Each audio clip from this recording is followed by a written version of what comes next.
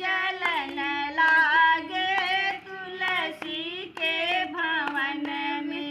जगमग ज्योति जलन लागे तुलसी के भवन में।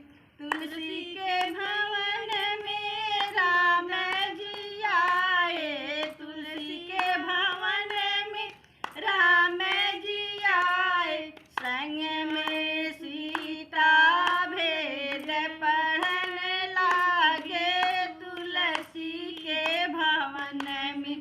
जगमग ज्योति जलन लागे तुलसी के भवन में।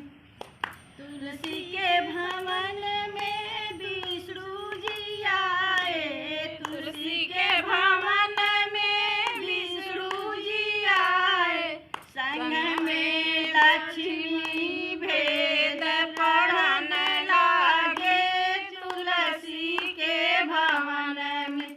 जगमग ज्योति जलन लागे तुलसी के भवन में। तुलसी के भवन में भोले जी आए। तुलसी के भवन में भोले जी आए।